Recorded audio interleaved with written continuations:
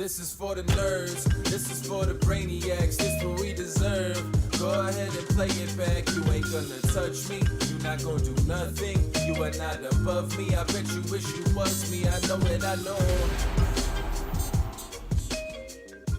The way you get him is, I says, cuz, you know, you land on the river, you don't need to risk like that, cuz. You don't have to do it. There's enough out there, don't be greedy, just, you know, bet your hand when you have it, check back when you don't. Let's play a little nice poker. Wise words. You know what I'm saying? Welcome, everybody, to the Only Friends podcast. We have a little pre-production conversation spilling over into this one and my best cuz impersonation. Today, we are unfortunately not going to be joined by Herolibus as we promised. He was in town for, I'm not sure if it was for an event or something work-related, but he got called out, had to fly out this morning, wasn't able to push it back and make the pod. So hopefully we'll be able to reconvene at some point in the future. But fortunately, we had a backup plan.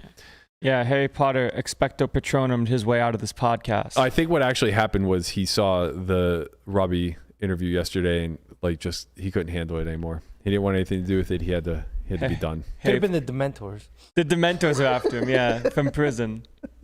I don't get that reference. It's from The Office that you still have yet to watch. Yeah. Mm-hmm. This is fact. You'd be the belle of the ball. Wow. you are really rocking this blout fit today. That's nice. Yeah, I went with the hack so they match the white shoes. You know, fashion's more important to me these days. I mean, the hat was important just so that we could get, you know, you like so you don't disappear. You just sink right into Nah. He's just gonna disappear right into He's the very chair. monochrome. Mm-hmm. Dude, monochrome goes hard. Dude, we both rocking the black tees. Let's go. Yeah, you wore the chair matching green sweats. Yeah, wow, yeah. He's blending in. He's camouflaging. He looks like, honestly, what he looks like is a tortoise where the chair is his shell. Mm-hmm. I got green socks on too. Yeah, we got a new tortoise after Gatsby ripped the other one to shreds. Mauled it. Absolutely mauled it. That tortoise, we have way too many things that are the same color in your shot. The giant statue, the tortoise, they're all very brown adjacent. Yeah. If you will. We got a lot of shades of brown. A lot of shit. 50 Shades of Brown. Yeah. Is that what we're going to rename the pod to? 50 Shades man. of Brown. It's just, if we have Melissa back, that's what we couldn't rename it to. Yeah, 50 Shades of Brown. Just, it's, you know, after the 200th episode, I feel like I'll go through phases every 50 or so, right? You know, we got to see the growth and the progression. So I'm feeling pants for like the next 50 episodes at least. Thank God, man. I'm feeling pants for a little bit. We'll see how I feel about the pants. The audience thanks you. But do they? Because I might then switch back to the 5-inch inseam shorts when I have bigger quads, you know? I don't know if you have the body type for big quads. Well, we'll find out now, won't we? I guess so. Yeah. I guess so. All right. You'd have to be like a massive human being to have big quads. Listen, I got 6'5". big dreams. Like if you have big quads and you're 6'5", then you're a lineman. Yeah. You, sir, are not a lineman. It's crazy. Not yet. Huh? No, I'm not going to be a lineman. Lineman in training. No, I will not be lineman adjacent. Honestly, with your metabolism, I don't even know that you could be. Like, I don't think you could consume enough food to actually become 300 pounds. I'd have to stop exercising because It's remarkable you got fat. Like, how sedentary were you? When I say I didn't leave my house, I mean it. I say that when I says something, cuz I means it. People call me a lot of things, but they ain't gonna call me a liar. I really think that you are a testament to why the quality of calorie that you consume matters. Go on. Well, I imagine that I'm sure you were overeating whenever you were super sedentary, but it was mostly garbage food. Mm-hmm. I ate so much trash, man. Holy shit. Yeah, so it's like it's a clear indicator that swapping out sugar for protein suddenly allows you to just like maintain a normal weight. Like, who would have thought? Yeah, I don't know, but what I do know is I absolutely love eating. Like, getting enough calories is never the issue, right? It's just a matter of doing it the right way, so to speak. Yeah. But yeah, you know, this is all upon embarking on the journey of having thick quads so I can bring back the inseam, you know? Just, you know what? Not even for me anymore, just to prove you wrong. Right. Says, I don't think you're a big quad guy. All right. I remember I was talking when we watched the Usman fight, and we were just sitting there, it was me, you, Henry, Espen, Melissa, and I go, I don't really know how big these guys' quads are. Then Melissa looks at me like, what the fuck are you talking about? These guys are UFC fighters. I was like, they're light. I'm pretty sure they fight in they're like 180 pounds or so. Mm-hmm. So I'm like, they're 6'1", 5'10". Why should they have thick quads? And she's like, they're UFC fighters. Yeah. I'm like, yeah, I get it. But comparatively speaking, right? I think the guys with the thickest quads in UFC, and I'm no expert by any stretch, but I think it's the guys with the wrestling background for the most part. Yeah. And the people who are like very skilled at jiu-jitsu, and that's their like number one. They're going to be a lot longer, leaner, lankier, kind of like yourself. Yeah. Well, tortoises. Struggling here. It's coming out of his Listen, shell. I got a new cord here because we're switching things up for the. The tortoise does not like change. I don't know how not at all. I don't know how to adjust to it. Not at all. Before the podcast started, it has to be in the front. If it's in the back, then it's just pulling. Bro, it blends right in. You're wearing black on black. That's what I'm saying. Nobody can tell. Yeah, before the podcast started, the headphones were switched, and I had his silver ones, and he had my white ones. And he goes, "I can't do this." No. Yeah, I don't blame him. Yeah, I don't blame him. Tortoises are creatures of habit. Okay? You don't live to 167 by switching it up all the time. And you definitely don't do it by 167 for a bluffing. tortoise is dying young. That's true. Yeah. That is true. Some bitches lived at 200. It's truly remarkable how many tortoise memes go through the group chat. Just every time we see anything regarding a turtle or tortoise, Brian gets insta tagged. Yeah. Well, every time. I love these bits. I know. It's I really do love these bits. very good recurring theme. Yeah. So I don't want to. You know what? Let's fucking do it. Speaking of tortoises winning tournaments, my man Ed Sebesta ships the 10K Poker Go. I think it was event number 3. Yup. Beat our man Nick Schulman heads up. By the way, him. I could see the pain all over Nick's face when he lost heads up. Like, you just can't believe it because you're in a 6-figure spot playing a recreational who obviously doesn't put in the same amount of work as Nick and isn't quite as studied and everything else. But hey, it's MTT poker, man. The variance is incredibly high, and I could just see like the color kind of draining from his face, where he's just like, okay, this is it. This is how this is gonna fucking happen. Okay, and then he loses like a fake flip. I think it was like King 9 versus Ace High or something. Like that. It was King High versus Ace High. We're next to 60-40. Yeah. So like fake-ish flip. Yeah.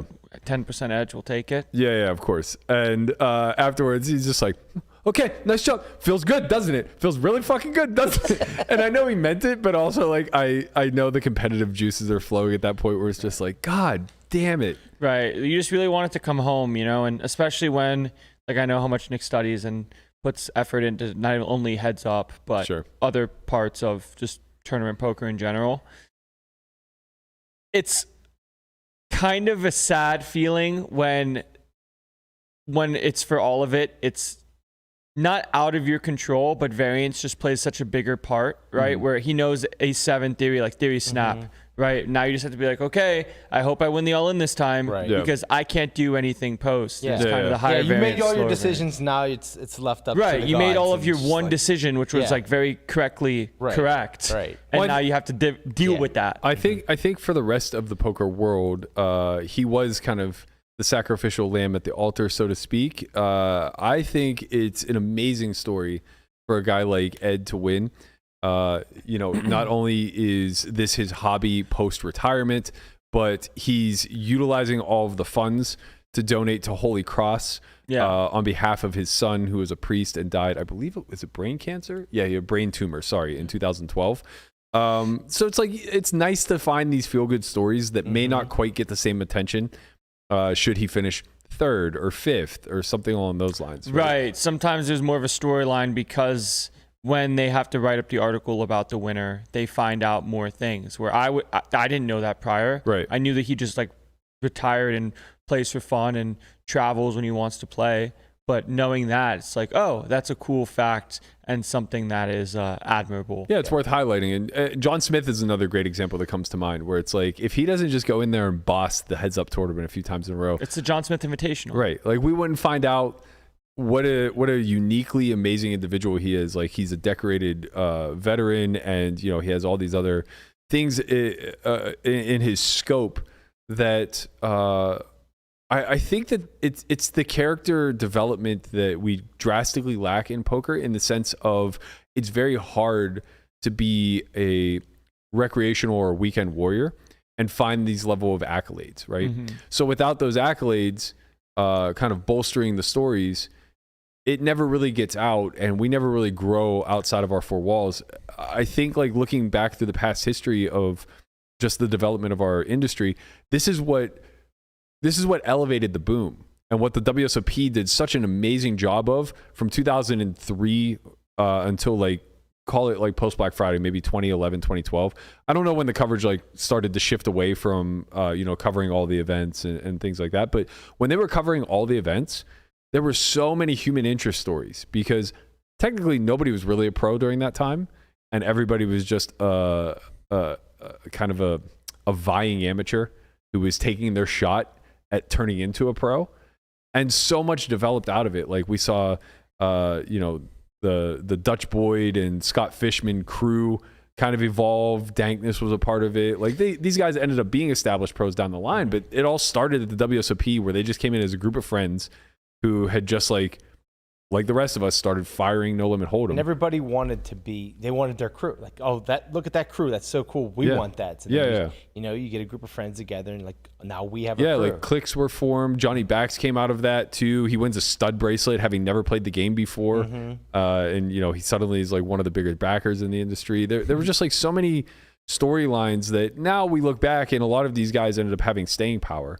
But in the moment, they weren't the Jeffrey Rosandros who were winning 3 bracelets. They weren't the Helmuths and the Negranus and the household names. It was a lot of nobodies that were getting massively amplified. We were talking about this earlier this morning, where maybe a good segment for the pod, maybe it's not even like once a week, but like once a month or something. We have a history day. Yeah, I don't know any of these stories, right? Like, I don't know who Jeff Losandro is. I didn't even know that Dankness was like something before poker kind of thing. Oh, it's not Will Jaffe Dankness. Wow. There's a different Dankness? It's Brett Youngblood, I think. The only Dankness I know is Potato Pancakes Will Jaffe.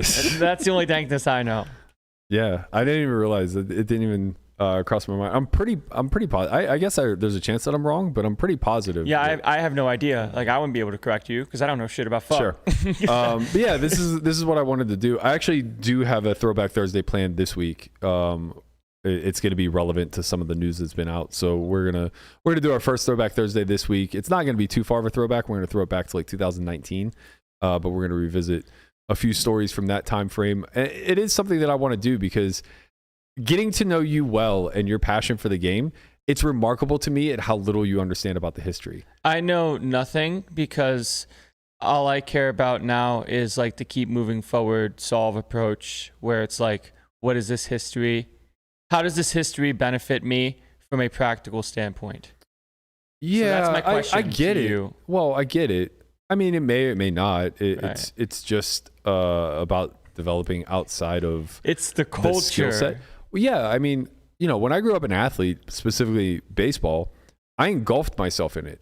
Right? It's like I wanted to watch I wanted to know everything about the 70s and that era and the Weir family Pirates, and I wanted to know everything about the 60s and Henry Aaron breaking the record, and Roger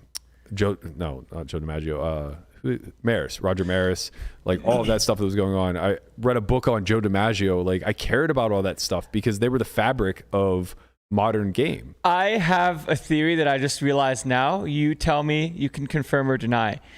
When it comes to the history and things like that, when it comes to athletes, they are your idols. You look up to these people. As a kid, they're part of your past, and you would like to be the future of what they were. Yeah. Right? It's like, these are the people I really like. I want to be like them.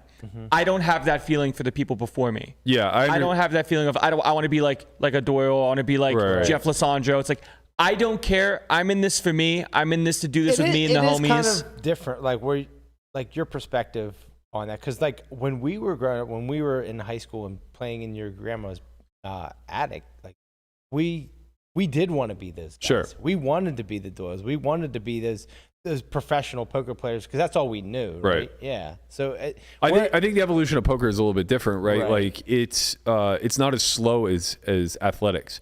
So like the progression from like Babe Ruth to Hank Aaron wasn't that sharp.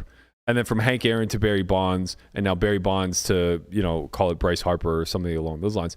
It's relatively linear and level. So it takes like a Bryce Harper to look back on a Babe Ruth and say like, he wasn't that good, man.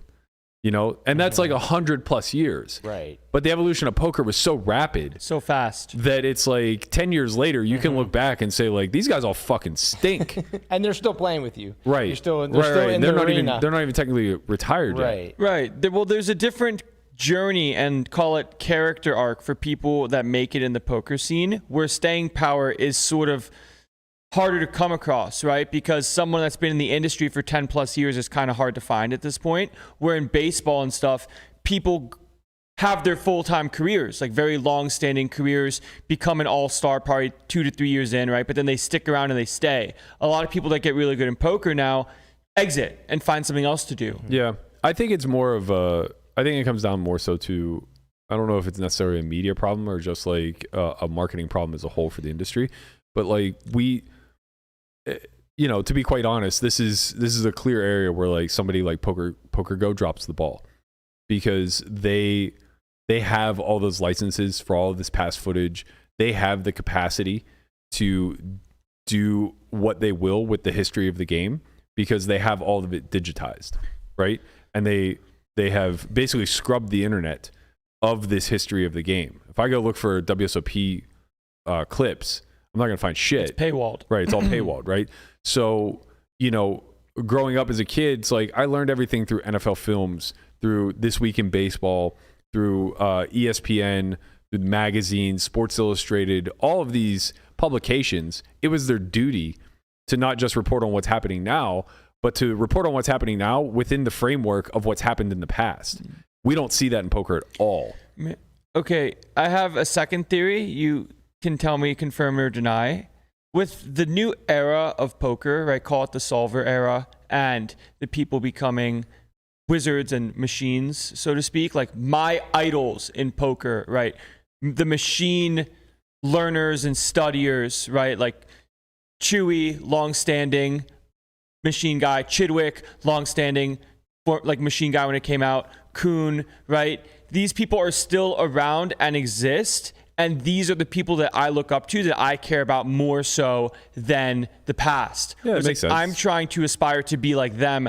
I don't really care for the stuff before. Well, that's because the stuff before is 2 generations. Right. Right. And that makes reasonable sense. What's one generation? Like Kuhn and Being like very new solver? Generations are usually like 15 years. Okay. So like the blend between live to artificial intelligence thinking, and now it's like artificial intelligence thinking to even greater artificial intelligence thinking, because I call it the ICM sims, ICM. Well, you'll just see a greater divide, I think, before there's a confluence between online and live. So the separation now, basically as technology hits all realms, like almost all winners in live are also doing some level of study. Mm-hmm. As that technology spawns out and hits everybody, now what people will recognize is that one environment is very kind, and that's live. It's that's online. It's like very cooperative to the artificial thinking. So in the sense of kind versus wicked, the notion is cooperation versus chaos. Okay, right? So more people play online, which makes it No. Well, yes, that's true, but more people just play the exact same strategy online. Not the exact same, but they play within the framework of the same strategy. Right, they play strategic adjacent. Well, they all play some derivative of what we believe to be GTO, right? Right. Less the whales.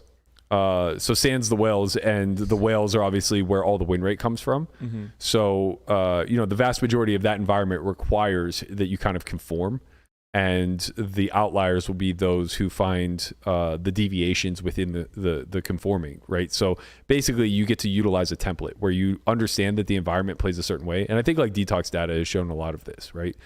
So there's just like sort of a uniform approach to the environment and putting in volume. And then of that, you'll have some outliers who find holes in that approach and are exploiting correctly. Live is the opposite. It's very chaotic. So it's a wicked environment. No one really cooperates in any capacity when it comes to the strategy that's being employed. Right. So you'll see all the rules getting broken. You'll see, instead of raise first in, limp first in. You'll see limp 5Xs, right. cold calls versus 3 bets. Yeah, you'll see RFIs that are in the 10% range from most positions or on average to RFIs that are in like the 30% range on average. You'll see a lot of calling, a lot of cold calling, not enough 3-betting, all of these things that take place, which will carry us into our strategy conversation in a little bit about bluffing and why it's such a challenge. But because you have this great divide between a kind environment and a wicked environment, your personality type or your comprehension or your exposure is going to shift you hard one way or the other.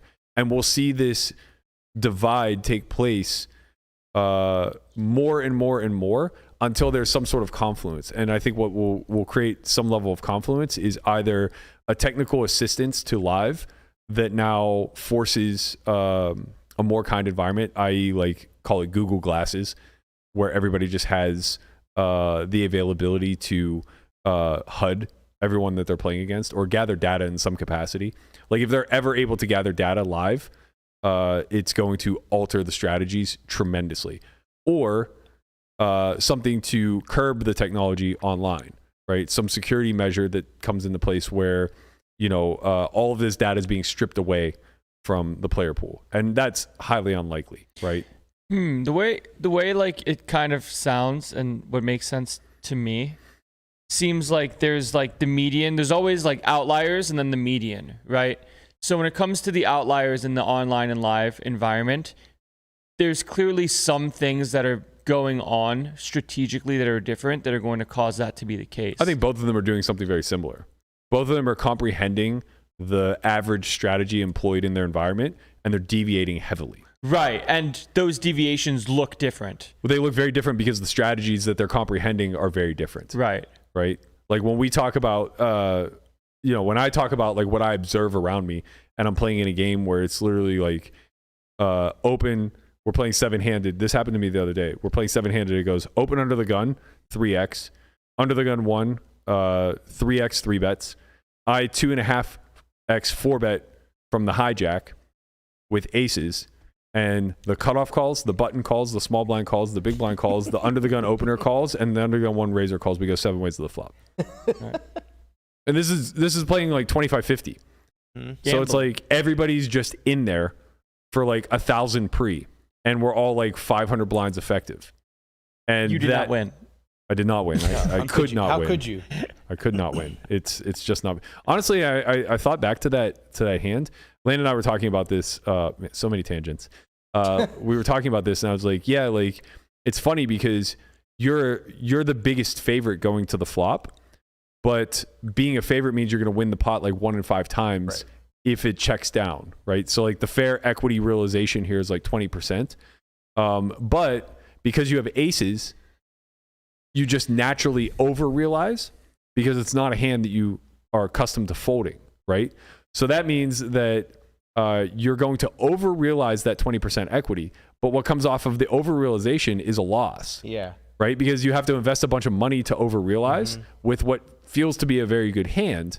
And the problem is that barring you improve to a set, you can't really make a lot of money because you're never comfortable value betting one pair 7 ways. And the converse to this is that you lose a pile of money whenever you get turned or rivered. Yeah, you get implied on, so to speak. What I realized needs to happen in those situations that I too often forget because I'm so far removed from the 2013 version of my head, and we've gotten to more, if you're out of position, play passively post flop. You have to bet the flop unless it's a flop you plan on just giving up on. And the reason for this is that when you choose to check, everybody else now begins to over-realize. You're the hand. You have the hand that naturally over-realizes on its own, and you don't really want to, it doesn't improve well. It's not like flopping top pair with king-queen on a queen XX, right? Like that hand will also over-realize, but it also improves and probably wins the pot more frequently than aces when push comes to shove, right? With aces, though, you have to clean up as much equity as possible. Right. So like literally just investing half pot on the flop will give you so much more clarity in your strategy moving forward that ultimately you may be able to find some pretty exploitative folds that save you a pile of money. And more importantly, the times that you do have the best of it, you're now playing a reduced field size for a larger pot. So a lot of the equity when people fold is actually getting thrust back to you. Back to you. For sure. And what ended up happening is I checked, it ended up like checking around, and a guy who had like bottom pair turns 2-pair with 9-7 off. And it's probably a hand that would have just folded the flop based off of his positioning, but maybe not. You know, we did go 7 ways and he had 9-7 off. So it's like, maybe he doesn't give up on the 7 ball. You don't flop pairs to fold. You know, well, 7 ways you kind of do. You can make 2-pair. It's not always a clean 2-pair, you know? They got me. You got me. I mean, it sounds like a very good game. It was a very good game. Yeah. I played it for 30. Well, we'll get to that actually. Yeah, you're wired. No, you know what? Let's just talk about it now. Fuck it, we ball. Fuck it, we ball. I was going to talk about it in the top of the hour anyway. So I started playing this game at 4 p.m. on Saturday, and I'd woken up for the gym Saturday morning. So I'd been up since 7 a.m. So my day went as follows: wake up at 7, gym, sauna, whatever, all this stuff. Grab lunch, turn on the playoff game, like 1 p.m. now. Get a text, game running, start playing at 4 p.m. Started at 4 p.m., was grinding. The game only got better with every hour that passed. I'm fucking buried. By buried, I think I was down like 10K. But the game's like clearly getting a lot bigger. And it's a 200 big blind cap game. So I can't sit any deeper as all the stacks around me become like 600 and 700 big blinds. So I keep like just finding myself in, I have to kind of like play tight and almost like play a shot taking type strategy just because of how wild the action is around me. Otherwise, like you're just rocketing off 10K over and over and over again, just trying to push, 2% equity edges and hope that fucking variance falls in your favor at some point.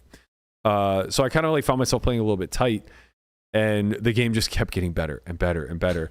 And I'm like fluctuating to like, down 5K, even, down 10K, even, down 12K, even, like just going back and forth. Then finally at like, it must have been 8 o'clock in the morning at this point. So we'd been playing for like 14 hours. I win 1,000 big blind pot. And it's like, okay, let's fucking go, baby. Now all of a sudden I'm like plus 16,000.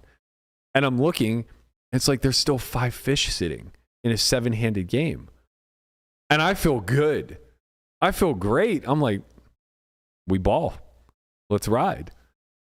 The game ends up breaking at, I don't know, noon the next day. So we played for like, or maybe, like noonish. We played for 20 hours, give or take. It might have been closer to 1 because I remember I ate lunch and then played the circuit event right after. So probably closer to 1. We played for like 21 hours. I ended up losing all of it back. I lost like 10K on the day, but felt fucking fantastic. Both mentally, I felt like locked in. I just, kind of ran a little bit bad. There was a spot where I opened 10 native diamonds, went 3 ways. It came Jack 8, 6, 2 clubs. We both checked to the button. Who pots? Big blind folds. I call. Turn. He only uses pot, by the way. This is only bet sizing. So pots. I call. Turn is an offsuit 8. I check. He pots. Ooh. He pots, and I jam for like roughly pot. And he just has 4 deuce of clubs and snaps it off for like 10K. So it ends up being like a 30K pot where he's literally just, dead to 6 outs, smashes the 9 of clubs on the river, we out. But anyway, it was a great game. And after being awake for, now 30 hours or so, I'm just like fucking zoned in. I'm like, I can't believe this. Like, I have no desire to go to bed. I feel like I just played great. I'm just going to sauna and lift again. So I just go about my day. Now all of a sudden it's like 3 p.m. and the circuit's starting on WSOP. And I was like, well, there's really no reason for me to go to bed now. Because like, what am I going to do? Sleep for an hour and then try to get back on a normal. I was like, I might as well just stay up and play this circuit. If I do well, great. If not, then I'll be in bed by 9. No big deal. We'll just reset. So I hop in the circuit and just fucking mash it. Landon and I are like swapping back and forth chip lead the whole way through. He has an unfortunate series of events happen with like 2 tables left. What'd you end up getting? Like 16th?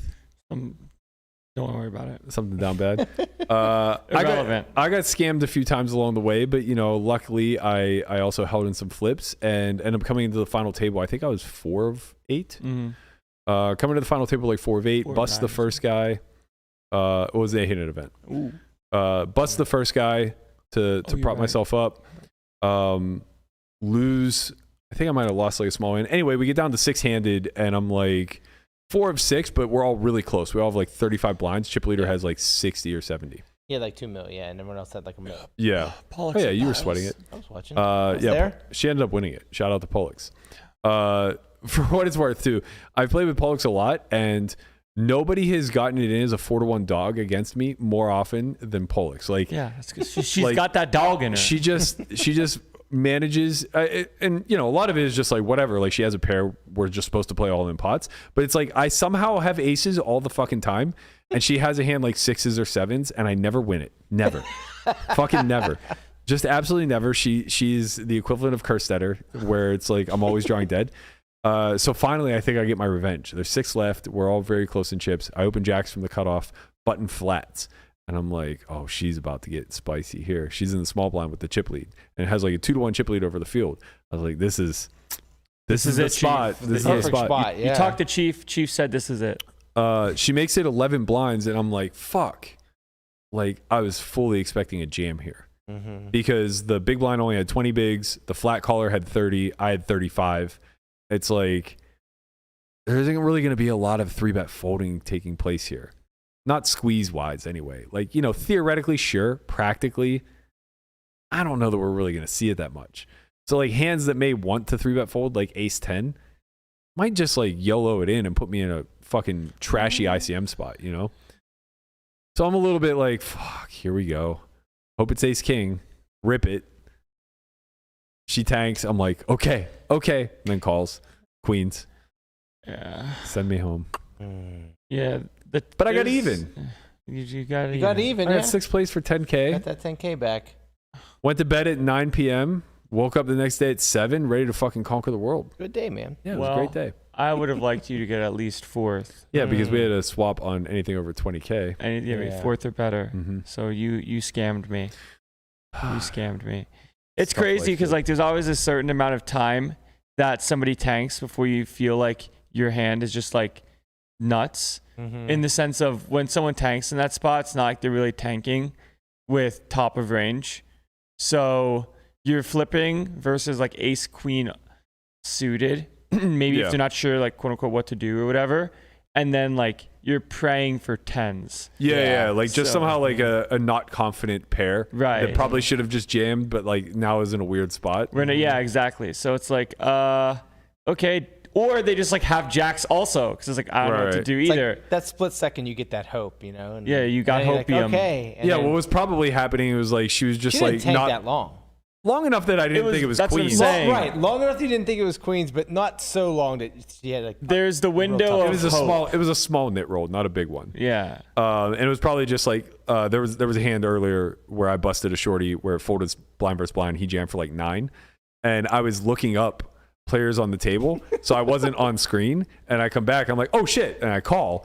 And Landon, after the hand, messages me. He goes, "That's a snap." He goes, that's a snap, right? And I'm like, yeah, man. I was like looking up this dude to my left. I think he's a whale, but I'm not sure. Yeah, I was just seeing this like 10 big blind jam from small, and I'm like, oh, he's tanking. Okay, like maybe he has a decision. And I see ace 8 off, and I'm like, what?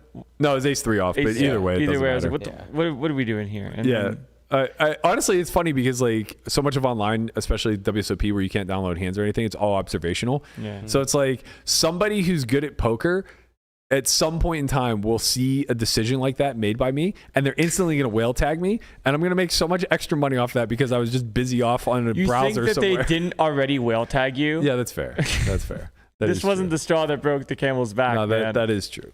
That is true. Oh man, he's such a whale. He didn't call ace 3 off when he's out here tripling off some hand that doesn't even exist. No, it's not. It's not that. It's the hesitancy or what appears to be hesitancy. Right. It makes it look like Nervous. We'll fold in ICM spots. or just like unknowledgeable, right? Like whenever you have a pure call and there's some time delayed, it just comes off as like lacking knowledge. Yeah.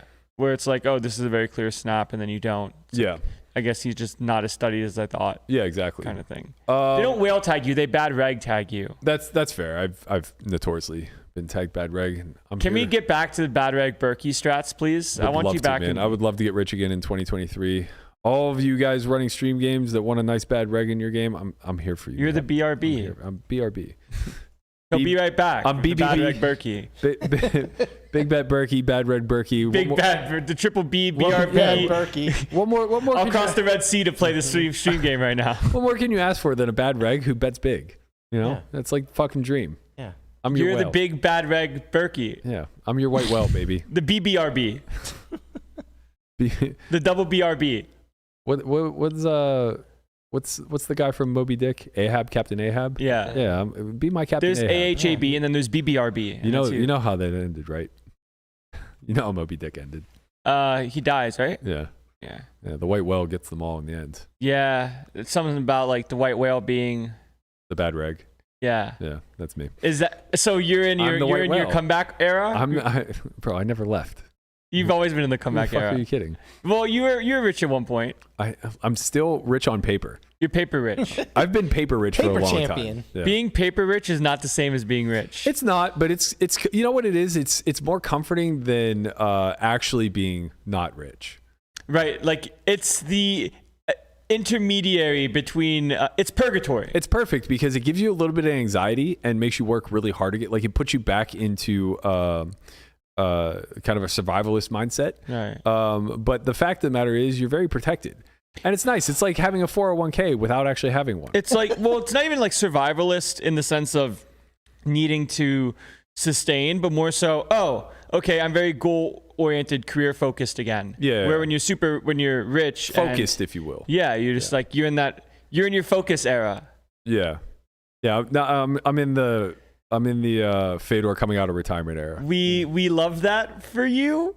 I mean, I love poker, man. I really Do we love that for him, Brian? We do. We love that for you. Yes. Okay, we Welcome I back. just had to consult with the tortoise. Well, we love that for you. Welcome back, Matt. Welcome back, Matt. We'll see whenever you guys have more call work you. to do for the podcast because I'm busy off gallivanting. Damn it. Where are you gallivanting to? Who knows, man? There's games everywhere. I got invited to a game in Maryland that's supposed to be like 200, 400. Let's fucking go, dude. Wow. Let's fucking go. We're gonna be a Every real so often- I traveling love podcast. terps. Let's go. Should we, This should we bring the podcast to Maryland? I mean, I might just have to dip out of Florida for a couple days. I don't want to go to Maryland. See, Shoot up the the coast. iterations of this podcast are really going to change in the coming days, Yeah. coming months. It's I gonna guess. it's gonna be a fun experiment. It's definitely an experiment. It's just a matter of where the workload goes. That's true. That's true. I'm understand though. I'm always very mindful of the fact that I have the most skin in the game. Therefore, I will always have the lion's share. Like I've never once, and you know, if anybody disagrees within the company, they're welcome to speak out. But I've never once loaded somebody's plate to any degree of even like 20% of like what I'm taking. It's not close. Yeah. It's not even close. I'm happy to shoulder the load. As a baby lion. This is my creative disaster. A couple other feel-good stories I want to get out of the way before we discuss bluffing. Man, I really wanted to get into the bluffing fast, but I'm just here for the feel good stories. good. Another tortoise, if you will. Huge shout out to friend of the show and one of the best to ever do it, Lon Mceachern. Ships the senior event at his homeroom, Let's go, Lon. Thunder Valley.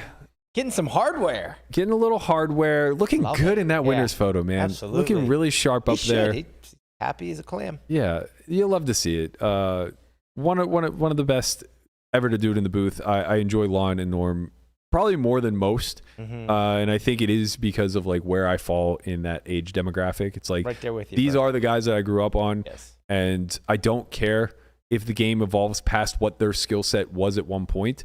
It should always be something that both we kind of hang on to from the past, but also highlight moving forward. Like looking back on Lon and Norman's contributions to the WSOP back when it was just a half-hour produced show on ESPN, and you know, even looking at like Gabe Kaplan for High Stakes Poker, it's such a different type of commentary, and it's one that we overlook so much. Like, of course, we need Ali Najad and Schulman and Henry Kill the Game Bane out in these streets for 12-hour long streams filling the void and adding in knowledge and colorful stories and everything that will keep the viewer engaged. They were like the first ones to make a not so exciting game very exciting. Right. They, to me, are the dart announcers that we watched the other day. Yeah. Like, they just don't have to do too much. And honestly, like, I am a little bit, it is a little bit tough to see them thrust into roles that, not that they can't do well in, but they're just not best suited for, right? Like, Lon and Norm are just best being quippy and, getting to the everyman's view of this game and keeping, like, those packages that we used to watch were so fucking good, and they made them good. Yeah, and you know what the thing about it is, like, where I'm thinking of it through the commentary lens, like they were the first era of Call It Poker commentary, is it did not seem as if there was really an analyst in that regard, but more just two, or like for Gabe, like one color commentator, where there was no strategical aspect of it, of like looking at the game at a nuanced level, but it was, oh, he's targeting exactly what he has here. Yeah. You know what I mean? And that's okay. Like, it's not a bad thing. I think that cursory view is something that we need to lean more into rather than push back against. Right. Of course, the hardcores it's not going to be their cup of tea, but it's not for you. Right? It's like these broadcasts that actually make it to TV, the shortened versions. For the everyday man, the person who plays in a home game once a week, right? And that kind of stuff. Yeah. It's like an introduction. Right. Just the broader poker community aren't looking at solves and looking at this in a very analytical way. They just want to watch and be entertained. I should ask Nick about this actually, but I wonder when it comes to commentary as a whole, when you love the strategic aspects so much, but you also know that, like, call it displaying, like, the Lord's work in that way, of like the strategical aspects of some ICM spots or some post flop ideas, where it's not necessarily the viewers want in that situation, but you just have a desire to still sort of share some things. Yeah, it's almost like selfish to like flex that way, right? Right. Because it's more for you than for them. Right. If you're thinking of it from the framework of like, this is only going to land with the hardcores. What if the viewers see you as the analyst? I think, and I think Nick does a fantastic job of this, and Brent as well. You just have to know your audience and scale back to what it is that's going to land with them, right? The term that is so popular that I hear thrown around a lot, Ali uses it a ton, is that's too inside baseball, right? And for those who are young like yourself, Inside Baseball was a weekly show in the 90s that would like really go hardcore into the behind the scenes. It's like a sports science type. Yeah, it's comparable to that, except like sports science leans into the actual science. kinesthetic science that's taking place. I just meant like knowledge-wise. Yeah, it would lean very heavy into like, these are the statistics. This is what Bonds has done over the last month. And don't get me wrong, it was still very cursory. It was curated for the person that wanted to know more. It was definitely for the hardcores. Yeah. Right? It was for the hardcores for sure.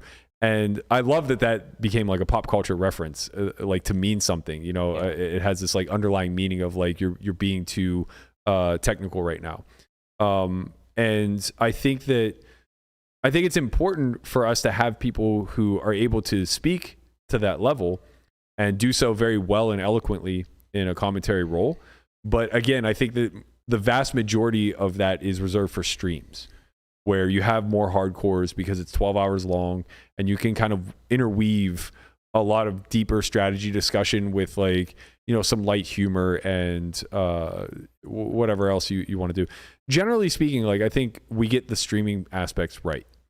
I think that what we lack now is converting all of that stream footage into the shortened, well-produced Lon Mceachern, Norman Chad type of final product, right? Like imagine if Hustler had a Saturday and Sunday show that was just a 30-minute highlight package of their Friday show and Max Pay Monday. And they do a breakdown on it?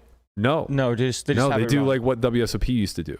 right? So you take this 12 hours of coverage and you pull out the most the most interesting, hands. memorable hands, spots, whatever. And we already see this happening on YouTube where it's like one hand specifically is clipped, but we haven't actually seen it produced into a show. Right. And like that's what Lon and Norm were just fantastic at. I don't know if they wrote their own stuff or if they had a ghostwriter doing it. I tend to think that they wrote their own stuff based off of like, Norman's type of humor that would work its way in and Lon kind of setting it up and carrying the action. And you think this is going to look slightly different than just cutting and merging the clips of the hands, but something a little bit more refined? Yeah, because whenever you just watch clips, you're still just watching you're watching a glimpse of a bigger thing. Yeah, they were like they were clips, but they were cut and edited in a way to told a story. Correct. Right. So you would have to go back and watch like old WSOP coverage to really understand what we're saying. Right. But like you would watch these every Tuesday, these final tables, and you would get the entire story of nine to a winner told in 30 minutes. Mm-hmm. Really? Now these shows were produced like months later, or it wasn't like I'm asking for a lot when I say turn it around in 6 days or whatever. Yeah, turn it around. I mean that wouldn't be the right approach, but like you understand what I'm saying. If they had a Saturday and Sunday show that was showing maybe 3 months from the past, like if you always have a 3-month catalog, whatever. But yeah, I think makes sense. It's cool. It's right. So I think that people would. I don't think people recognize that that is still an evolution, in spite of the fact that it's kind of rebranding or reproducing something that had already occurred in the past. It's an evolution for YouTube. YouTube doesn't have most of YouTube content is actually still at that like bare bones minimum production level where it's just click record like we do and fire. I mean, we would stand to benefit from the same thing. The difference is this is a talk show, right? So like, you don't bring in a third party commentator who like speaks over it and things of that nature. Right. Makes sense. So Lon won a ring. Lon won a ring. Congratulations, Lon. I apparently have a tangent for every one of these stories. I did not. We're masters at making shows out of nothing. I didn't plan any of that. We're conjurers. We are. The final feel-good story of the day. Actually, not even close. We have many more to wrap the show with as well that, really hit home with Lamanna and I. But the final poker feel-good story of the day is Johnnie Vibes. All right. We have to get this story right. So he tweets out, Tuesday I was eating ramen and the bartender watches my vlog, so we started chatting poker. He's a dad and now doesn't get to play anymore. He lives vicariously through vlogs, and I felt inspired to stake him in an $1,100 MSPT this weekend. I could tell it meant the world to him. So we did a 40% for me, 50% for him, 10% for the other bartender. Since he has no real poker tournament experience, I had no expectations of making money. Just wanted to do something nice for these guys. Well, he's crushing it. About 40 players left, 125K up top, using my one card for Corey Peoples. The update to this was he got 4th place for $41,500. Amazing. It's like such a, I mean, it's like such a serendipitous type of story where, you just have, and this is something that as influencers within the space, we navigate a lot, right? You're just going to naturally meet more people because they watch you on the internet. And because of that, what ultimately will happen is you will find yourself in situations where you get to know people on a human level that you otherwise would never even say more than, give a head nod to, something to that effect, right? This to me is like everything great about the industry that we're in.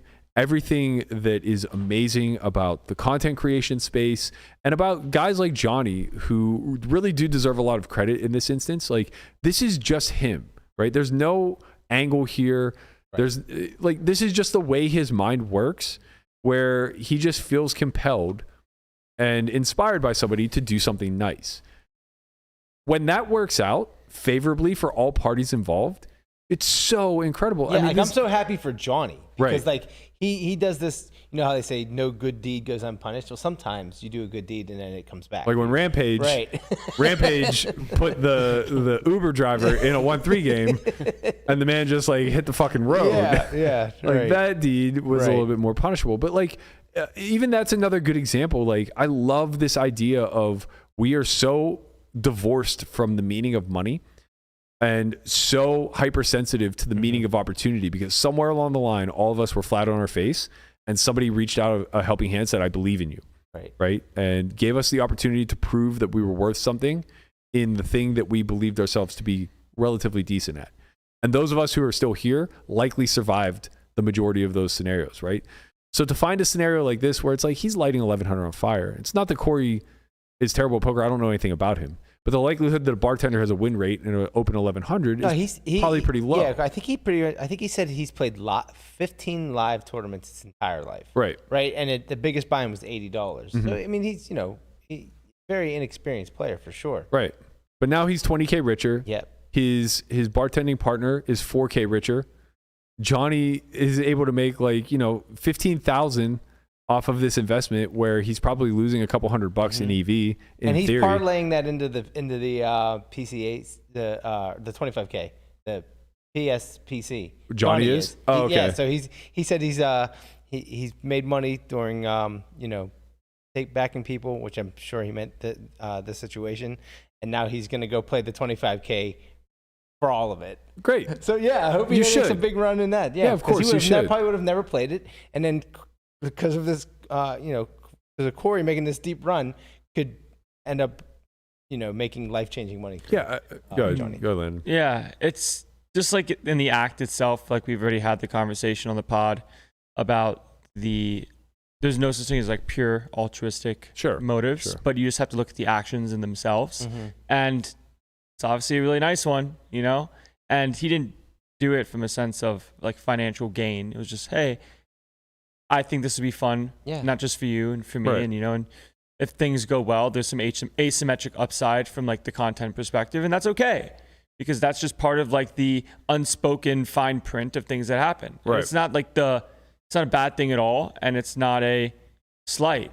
No, it just kind of speaks to how dumb this whole industry is. And I don't mean dumb in the sense of like low IQ. I mean dumb in the sense of like what a silly game we play. Kind of knowing that the odds are stacked in our favor, but we're willing to kind of gamble a little bit anyway. Sometimes, there's a benefit to not just yourself. It's not just a selfish benefit, right? Like this is kind of one of those times where it's not life-changing money, but it's short term. Yeah. It's going to have some impact on this guy, and that for sure. All of that's just like, so I don't know, man. Sometimes you just gotta say, fuck it, we ball. Yeah. Like, I like this. Like Victoria was talking about this yesterday too, of like how incentivized all these women are to be a part of their community and their league playing for 1K seats. Yeah. Like the EV of what they're playing for, if you broke it down, like if they were that studied and you crunch the numbers. Yeah. And knew that they were playing for like $1.50 in EV per hour. It might like reduce the excitement, but they're not at that point. They're still at that learning phase. And honestly, it doesn't even matter that it's only $1.50 an hour, because they might be earning like 10x that in experience, be it life-wise or poker-wise in that scenario. So these opportunities that are afforded to those who otherwise couldn't take them, I know that on the surface level, it just looks like buying someone a lottery ticket and hoping for the best. And in a very black and white world, that is, I guess, what it could be reduced down to. But in a more human gradient type world where we don't solidify things as so always or never, there's just a lot of a snowball effect that can take place here. Maybe he pays it forward to somebody else in some other manner. It doesn't have to be within the poker space. It doesn't have to be within gambling, but maybe like that 20,000 gets leveraged into doing some real good, right? Yeah.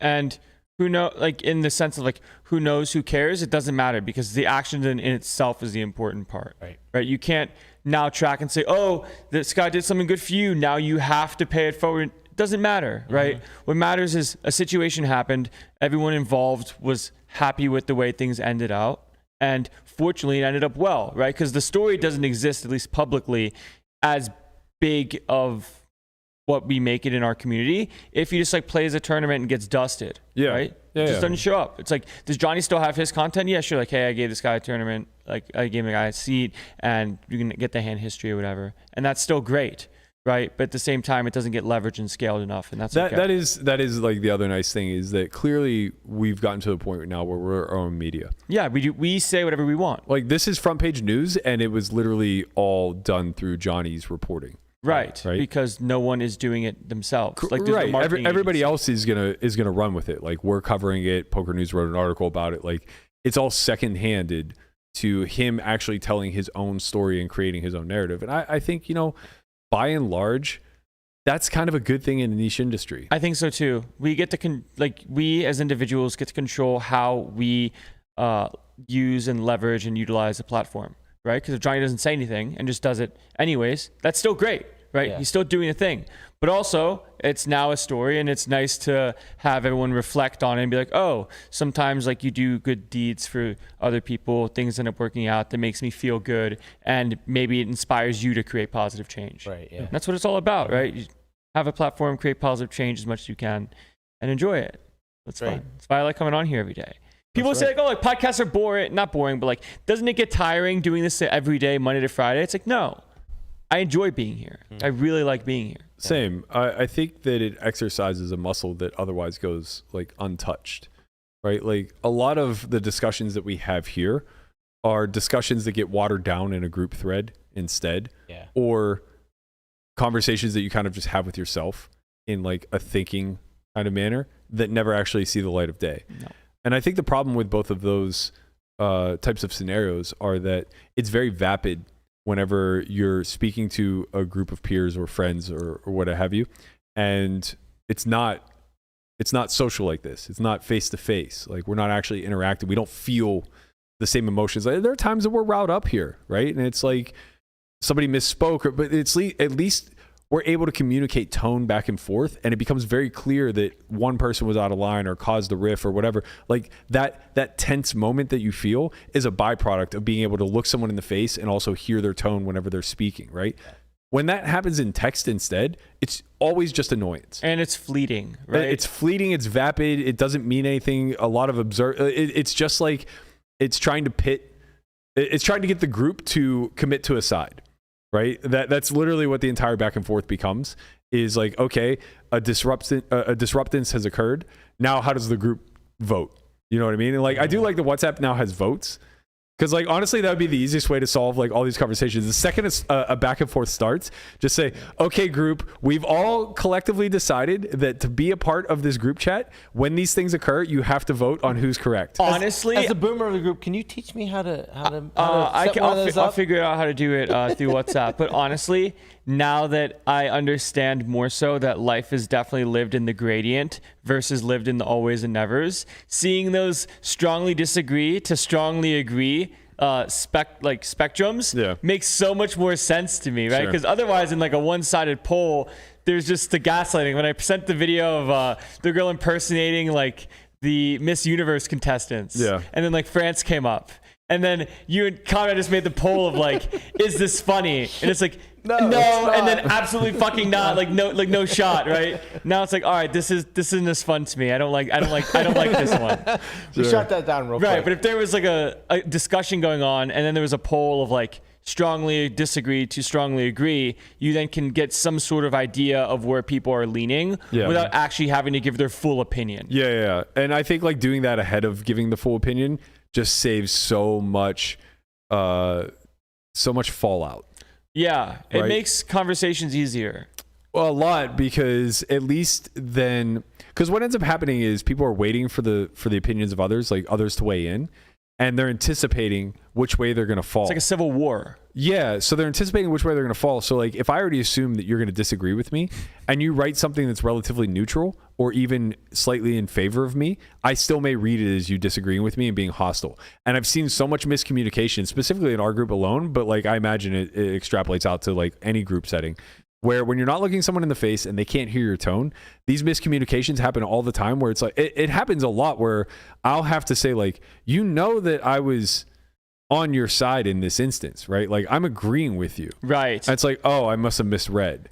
And it's like, well, because you expected me to disagree out of the gate. Yeah, and you didn't misread, right? There was just the lack of overall nuance that you misread the tone. Exactly. Yeah. It's like, I don't like your tone. It's like, yeah, well, you're looking at it through one source of text. Because you're creating the tone in your head. Exactly. You read things the way you want to. Yeah, I've been read so them. guilty of this so many times. Like reading something on social media where I'm reading it with a certain tonal slant, and they actually meant it in a completely different way. Right. And it's just like, okay, well now I I'm try to guilty. keep conscious of that, of like, okay, we don't know the tone. You don't know the tone. Yeah. Right. Yeah, but that's why like conversations in person along these lines of call it the always and never type of polls that can exist naturally become a lot more civil, and you get to some sort of common ground, even if that is disagreement. But it's not through the sense of just writing heated text messages as fast as you can before someone else gets a word in. That's never great. I gotta tell you, that was probably one of our most impressive tangents. That came off of Johnnie Vibes backing a guy. Yeah. And putting him into an event that Bro, got fourth. it's never ending and it will not stop. Right, yeah. We're good at this. I just realized that We're just good at conversation. The conversation. That's what the just podcast flows. helps with. Right, That's why I it love the just flows, podcast. yeah. You get better at like trying to find ways to thread I don't conversation. even know why we do run a show. You just turn the cameras well, on. Brian, and start talking. the reason is because You're saying it to the guy that does them on a show every episode. we need to talk about how to bluff better. Oh, we do. We have to, and you know what? I think you're. Can you teach me how to bluff better? Really? I thought you were going to be the lead instructor of this one. Listen. I just don't get caught. That's all. I bluff a lot. Tortoise tips. But you're slow. How does a tortoise not get caught? Tortoise is this. Listen, the tortoise isn't slow. The tortoise is just steady. Mm-hmm. Maybe a little slow. Yeah. I mean, I think that, you know, let's call it tortoise style, if you will, a little Gangnam style. Yeah.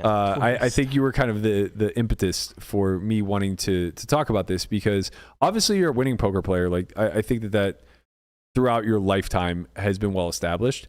Now, to what degree is a lot more debatable, right? Like, and also in what stakes, what environments, things of that nature. But, you know, in the fucking 21 one re-entry, one add-on, like we saw that ROI. Right. That's no goddamn joke. Yeah. But the question is, do you even bluff, bro?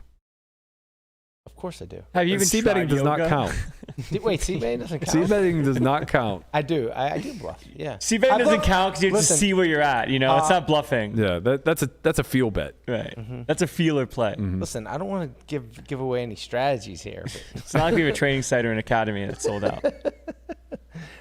no, honestly, I think I do a lot more now than I did maybe a year or 2 years ago. Yeah. Just because just studying more and understanding, like before it was just like, you know, I wouldn't bluff as much because I didn't know how. Right. I'm not saying I know how to bluff now, but I know how to bluff better now than I did before, so I do it more. Yeah, so I think that brings us to a good follow-up. What, in your opinion, would you say is the toughest hurdle to overcome when it comes to like constructing a bluff range? Or like just put yourself in game, I guess, right? Okay. And just think about like your overall strategy, not in a very deep, nuanced way, but just like, you know what feels good, right? Feels good to flop top pair and then just figure out your sizings for 3 streets. What feels bad? What feels bad? Yeah. About bluffing? About This is like strategy. intervention. Yeah. Yeah. Oh man. Well, because I think he speaks for the everyman. Yeah, it's an intervention on bluffing with Brian. What feels bad is not knowing what the other person, like what their range looks like, and then just firing and hoping and praying. Yeah, I think Right? that's a really great So description of it.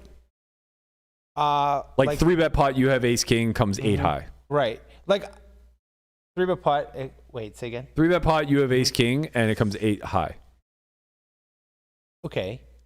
8 what? 8 disconnected. So like, Yeah, call I mean, it like 8-5 right. deuce. Okay. I'm not asking you Yeah. what your strategy is. I'm just saying like those are spots that like feel uncomfortable. I mean, they used to. Okay. I think they don't anymore because it's like, I think that like, I don't know. I probably bet more often now in spots where I would check or try to like Play pot control. Yeah, play pot control, and there's situations that come up now where I'm like, this is just a clear bluff, right? Or it's like, okay, I land with like 7 high on the river, and it's just like, well, I just have to bluff. Where there's times where it's like, oh, you can't, because it's just Right. like you just don't have any bluffs, or you don't have, or it's just like sometimes you just have to get rid of it. But there's like a lot of times there's like, okay, I'm just gonna bluff here. I'm like, and and then I bluff, and then they fold, and you're like, okay, yeah, like obviously, like could you imagine checking down, letting him with 10 high there? It's Right. like ridiculous, right? Yeah. So like, I feel like the more that I look at spots or study, that the bluffs are becoming more apparent. Good. It's like okay, well, this is definitely a bluff here, right? And then I bluff and it works. So I want to set a little bit of framework as to why I think this conversation is important, and it's one that we often discuss early at the academy. Having been around for a long time, I've seen the evolution of study and like how people were introduced to the game, and it's slowly starting to change, kind of as a byproduct of data and the ability to use software. But in a very general sense, almost 100% of people's exposure to No Limit Hold'em is learning what beats what, and the ranking order of what equals good hand versus what equals bad hand, right? So we learn this game strategically through playing it and through following kind of a rule sheet or a crib note, if you will, of what equals the best hand, which is like, royal flush all the way down to high card, right? Throughout that process, we try to translate what we're witnessing and what we're feeling into English. Now, not really recognizing that what we're witnessing, and to some degree even what we're feeling, is mathematics in motion, right? Very few people, I think, enter the game of poker and just recognize that it is a complete numbers game. And I'm not saying that the game distills strictly down to numbers, but I'm saying that the math is the absolute backbone. The chaotic system that is poker at its undercurrent is all very clear and critical math that needs to be comprehended, at least at a cursory level, right? There's a method to the madness. Yes. Yeah, it's not as chaotic and random as it appears. There's actually like a lot of order. It's just you have to strip away a lot of things before you finally get to the underbelly of just like, this is the sequence of how the game is supposed to work. And we still barely have a vision over that, right? But we're starting to understand a little bit better. So as a byproduct of not really recognizing that when we're playing this game and we're new, we're actually kind of sitting in a calc class. Instead, we look at it as like we're sitting in a gym class and we're learning a new fun game and we're going to try to brain solve it and things of that nature, right? What ultimately ends up happening is when you convert like what you're witnessing that's actually very mathematical in nature and technical into English without properly doing the work, you end up just utilizing emotional terms to supplement your lack of understanding of the math. So when it comes to value hands, we call them good. When it comes to bluffs, we call them bad. And we say good hand, bad hand. And we play the game of good hand or bad hand. And what that led to was a misunderstanding of what good and bad actually mean, right? So in the mid 2000s, if you raised King Jack pre and it got called and it came Queen 9-4, the person who called you with 9-8 would often check fold because middle pair bad kicker equals bad hand, right? And you're facing a bet. So you were able to get away with murder because of the misqualification or the misunderstanding of the actual underlying math, all computed through EV, right? It goes beyond that though, right? The term value and bluff are also relatively emotional in nature, right? Value is I'm charging you. I have something that's worth something to me. I'm heavily invested in this thing and I demand top dollar for it from anybody who wants to take it from me, right? Very emotionally charged term. Bluffing, also incredibly emotionally charged. This thing is worthless to me, but I'm lying to you to make you believe that it's worth a lot to me. And I ultimately want you to give up on this endeavor, this exchange that we're having, right? So that I can maintain this worthless thing at your expense. What this ultimately leads to now is a misqualification of how hands are supposed to work after the flop, right? You have aces, you get in 3 bets pre and get called, and then the board comes like 9-8-6. And you're like, well, I had a value hand. I still have a value hand. And you just start pounding the pot, right? And get called. And then the turn is like an 8. And it's like, okay, I don't really have any 8s. He has more 8s, whatever. But you bet again and get called. And then the river's like a 5. And it's like, fuck, now there's a one-liner. And now all of a sudden that emotional investment to the hand, in spite of the fact that you lose to a lot of his range, still gets applied to the pot, which ultimately translates now into sunken cost fallacy. So now all of a sudden we're victimized. And again, I'm talking about like, you know, as you're first starting to understand the game, right? Now all of a sudden we're victimized by our behavior and our emotions because we're allowing them to be the translator of how the mechanics of this game actually work. Same holds true for a bluff. On the flop, you have a hand like ace king, right? And you miss. And you're like, well, I'm going to bet and just win. And then you don't. And then the turn comes. Maybe you pick up equity, maybe you don't. But you're like, whatever. Like, this hand is now going to win come hell or high water. Because it was a very good hand to start with. And I'm not going to allow you to outmaneuver me when I have a very good hand. So suddenly, like, you just start rocketing it off and you're utilizing a hand that, like, maybe has no bluffing capabilities to it whatsoever as your triple offer. We see this a lot in the OMC type, right? The old man coffee type that, like, can't find their bluffs to save their lives. Therefore, they just massively underbluff. But every now and again, they lose their goddamn minds. And on an 8-7-6 board, they just rocket it off with ace king high. Yeah. Right? Like, we see all of these things happen constantly in the live realm, and it's mostly behavioral economics at play, where people are emotionally invested in the strategy that they're currently employing, and it's all a byproduct of going back to that hand ranking system, right? So they don't look at 5 high on the river and say, God, I have a real piece of cheese here that never fucking wins, and I just need to go for it. Because in order for them to get to the river with 5 high, it had to be a hand that carried some equity, right? And when they get to the river, they're almost alleviated of the pressure where they're like, well, I missed. The plan was to make my straight, and I didn't. And I faced heavy resistance along the way. So obviously he has better than 5 high, and I don't think he's going to fold now, and they abort. Just check down 5 high. Mm-hmm. Where in all actuality, like, this becomes a very natural bluff, right? In the inverse, when they have ace king in that exact same spot, they don't feel that relief when they miss the river.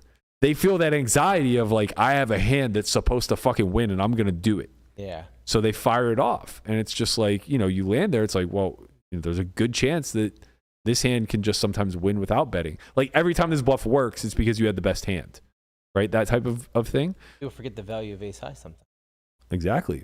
They also forget just hand classes as a whole, or they never learn hand classes as a whole. So I kind of wanted to bring this discussion into the hand classes fold now, and, you know, lean on our resident child of the sim, slave to the sim. My bad. He's been upgraded or downgraded. I want him to kind of take this from a 10,000 foot approach, where for the people that I'm describing, the ones that are not slaves to the sims, the ones that are slaves to their emotions, how can they better understand how to categorically look at value and bluffs when these two terms, you know, something that I don't think people understand is bluffs don't exist until the river in a technical sense, right? You can't be bluffing the flop. You can bet low equity hands, right? Yeah.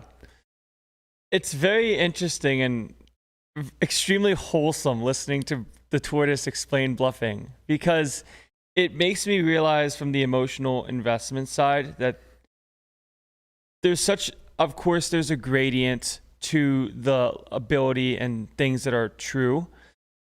But the important part when it comes to doing all of the work and stripping down the layers of the game as a whole, like the calculus as a whole, is trying to find the truisms that work for the majority of the situations that you're in, right?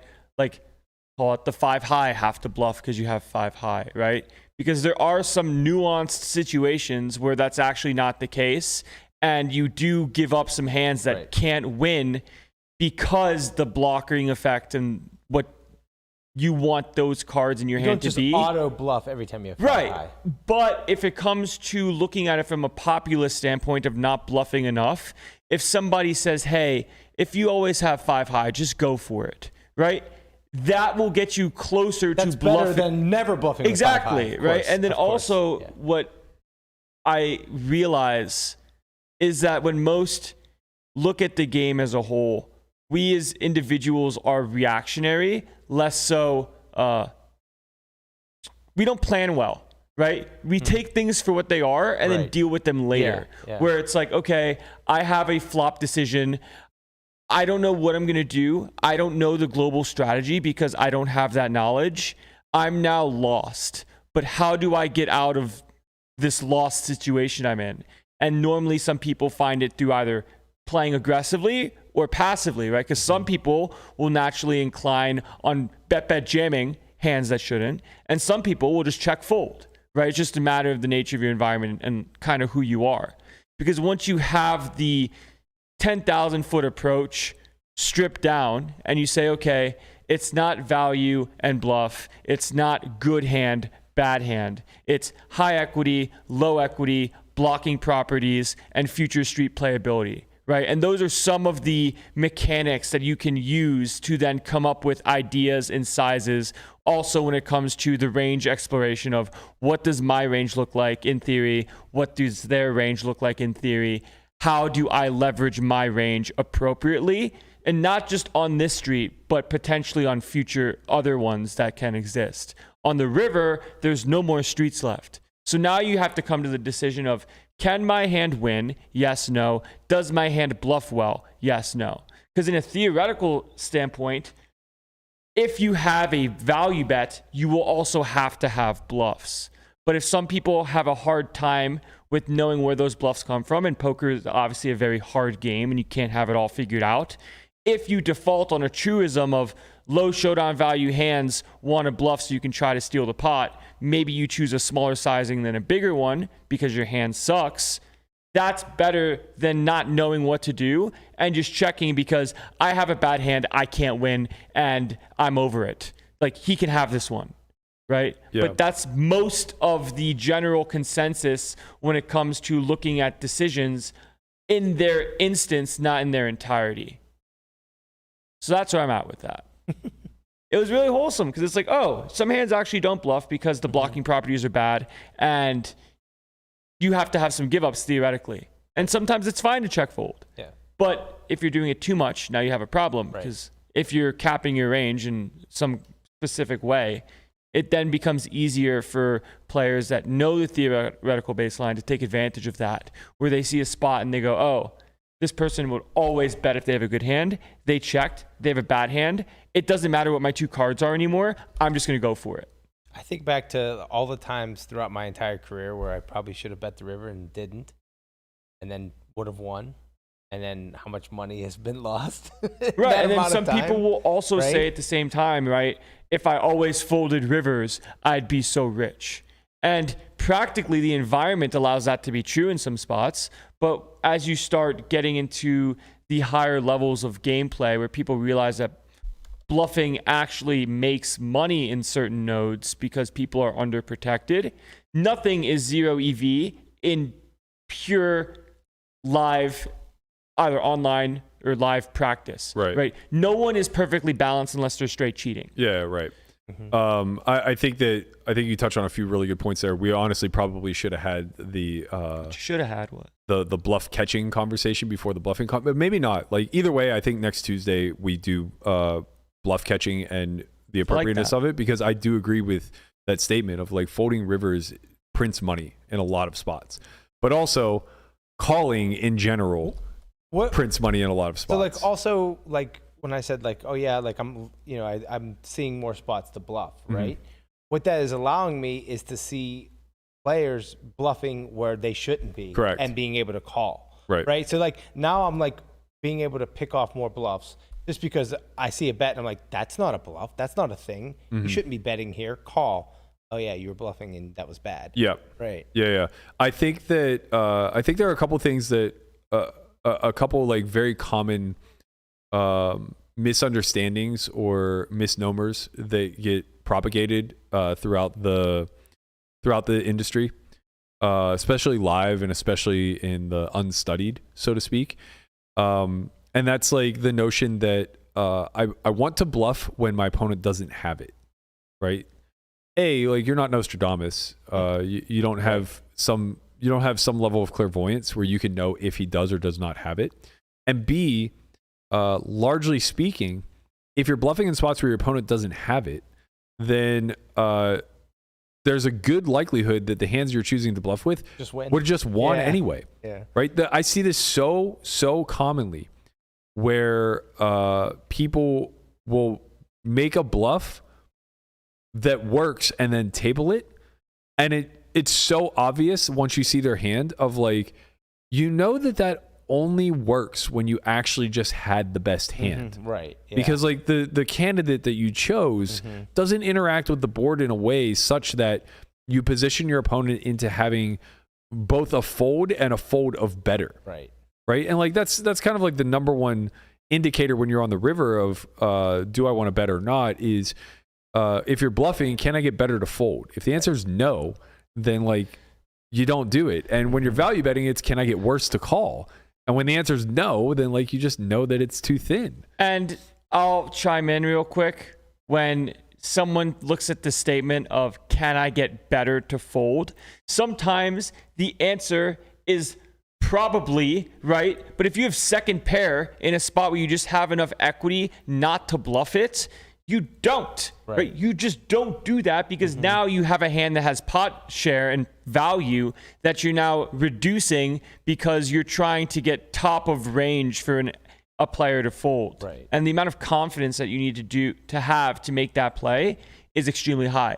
And hey, if you have that confidence, sure, right? Where it's like, oh, I try to get this guy to fold a king and I knew my second pair was no good. So I did it. And then they folded a king. It's like, oh, okay. That's a sample in the right direction that like you know where you're at. You also appropriately ranged your opponent and also had some sort of ability in knowing what their counter strategy is to yours. I think that's another good point to touch on. And this is where it begins to get a little bit too nuanced, I think, for people who are just new to the concept of value betting versus bluffing. When I say new to, I mean not that heavily studied. Yeah. But the idea, like Brian said, one of the scary things is not knowing what your opponent's range is. You can always play the game of what would I have if I were in his shoes, right? And that's the easiest way to logically deduce what the shape of his range looks like. That's a very big first step. Yeah. And actually, it's a very big thought experiment at the start. Correct. Right? Because it feels overwhelming. Right. And then it becomes habitual. Just like anything else that takes time. Well, yeah, eventually like you just start looking at the board texture and say, okay, what logical combinations of hands exist, right? If it's a 4-bet pot and the board comes 6-5-4, are we really all that afraid of 7-8? Right. Of course not, right? Are we even all that afraid of 6s, 5s, or 4s? Probably not. So like you could just begin to understand, like I'm playing a 4-bet pot, and the way these ranges are constructed is that he probably has a lot of nothing that missed this board and pairs above the 8. Probably has like a lot of 9s or better, or 8s or better, whatever. Yeah, and honestly, even studying MTTs, it's not like I have all of this shit figured out. Poker's a hard game. SPRs are different. Value thresholds are different at certain stack depths. Where some boards, it's like, whoa, out of position has a straight now. I can't bet as much. Where there's certain stack depths where the same card comes in, but you still value bet your hand because it's worth enough. Right, so there's always nuance and tricks of the trade, so to speak, but the real win rate comes from knowing how to play your opponent's range better than them. Yeah, and I think as important as that is, that's maybe step 3 or 4 in this process that we're speaking to. Right. So I want to keep having this conversation kind of at the very onslaught of I clearly don't bluff enough, right? Like because here's the thing. We keep saying if you're a beginner, but the truth of the matter is it's just if you're unstudied in the theoretical realm. There are thousands of you that are listening and thousands of you that are not, that play 1-2, 2-5, 5-10 at your local casinos, that play $500 buy-in MTTs, 109s online, 1Ks and things of that nature. There are tens of thousands of you that think you have a well-rounded strategy, but have never actually studied any relative theory. And all of you are playing this mimetic style or approach where you see what the good players in your games do and you mimic those mechanics. So your sizings are actually probably pretty good.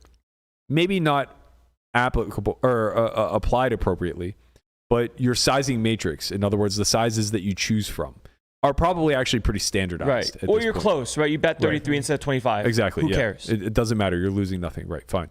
So your sizings are actually going to be relatively okay. Your frequencies and your hand selections, though, are going to be absolutely atrocious.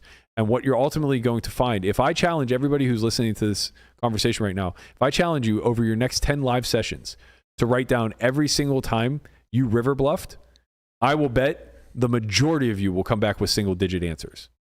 And that's so hard to do over a 2,000 hand sample in a live realm, right?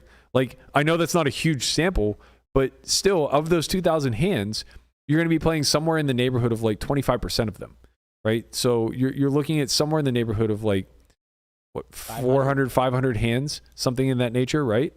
And your opportunity to bluff certainly should be above 1 to 5%, right? Like, you're not going to have nuts 95% of the time that you don't, or well, I guess that's an exaggeration, but you're not going to have nuts the majority of the time that you don't fold.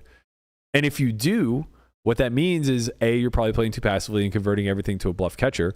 And B, you're obviously not bluffing enough. You're not utilizing, either you're too tight pre or you're not utilizing the bad hands in your range to actually win your unfair share of the pot simply through aggressing. Right. And it's such, honestly, bluffing is kind of a loaded term, right? Just in its entirety, right? Because if you, like, let's say you're saying, oh, how many times did you river bluff? But also ask the same question of how many times did you check raise a turn? Right? Yeah. How much have you ever check raised a turn? I love you because you think very completely, but you're always so many steps ahead. Right. And I don't even mean that from like a next level standpoint. No, I know, right? I know. It's just like, if we collectively understand that where everybody on the aggregate is that they can c bet, right? Like, that is the only street that has any semblance of balance when it comes to high equity hands and low equity hands. Beyond c betting, there is a massive asymmetry between high equity hands putting money aggressively into the pot and low equity hands folding. Massive asymmetry across the aggregate, right? So the notion that somehow like we're skipping steps from just putting in more money with low equity hands and utilizing those as our quote unquote bluffs, somehow we're skipping steps and getting into like, you know, being a more aggressive defender and, finding all these other nuances. It's like, walk before we run. Like, all we want to try to get to is take note of the amount of times where you actually have a low equity hand that goes off for 3. Right, because I see the game as a whole in the sense of, like, not just call it bluffing, right, but playing more aggressively, right? And there's a bunch of different ways you can play more aggressively, but the lowest hanging fruit, so to speak, is bluffing river, right? Yeah. In relation to finding. Well, it's the most clear cut because we can define bluffing on the end. Right, having no equity on the river and putting in a bet. Exactly. Right. And listen. I am so sorry to interrupt you guys, but I have about 60 seconds left on break. What? CSA? We have the king of shit now. regs here for a CSA. Listen, we're down here. We're in Florida right now. It's popping. Nice patch. 50K. But, we got the tats. We're out here living life. All I want to say is, just don't call river raising. You guys are all right. We'll be all right in these streets. That's Connie Strat for the week, month, year. See you guys later. Bye, Conrad. This is what we jumped through hoops to get him in on? Wait, I have a question. Do you guys know that there's tournaments down here? Yeah. We'll be there tomorrow morning. Tomorrow morning. Oh, you leave tonight? Yes. Well, I'm excited to see you guys all. I'm excited, to be back on the podcast. That's have right. some fun with you guys. All right. See you guys later. I got shit to do. I got to work, baby. Good luck luck, out Connie. there, Connie. Later. I'm vetoing all of these CSAs from now until the end of time. That is a man. I'm here for him. That is very clearly a man who has A, not bluffed the river enough, and B, called the river way too fucking much. Right. You don't get a tab without calling the river way too fucking much. Mm-hmm. As a man who's called the river way too fucking much, I know how hard I've had to work. Blood, sweat, and tears have gone into recouping that money so that I don't have a tab because my river call frequency is way too goddamn You know high. what? It obviously makes so much sense. But when it comes to like my come up and still Jason, come up if you will. Calling rivers from an online perspective, I've done very, very well, right? Just from knowing detox data of course. and all of these things. But that doesn't mean that the rule is set in stone, because there's a difference when you're calling river when somebody has the aggressive part of the game tree and they're playing as the 3-better in a bet Well, jam. there's just far less asymmetry when it comes to turn and river strategy in the online realm. You're going to see a lot more low equity hands betting turn online, and even if you don't, they'll take those medium equity hands that were like, you know, combo draws or whatever the case may be, and they'll convert them into bluffs even if they're not the best candidates on the end.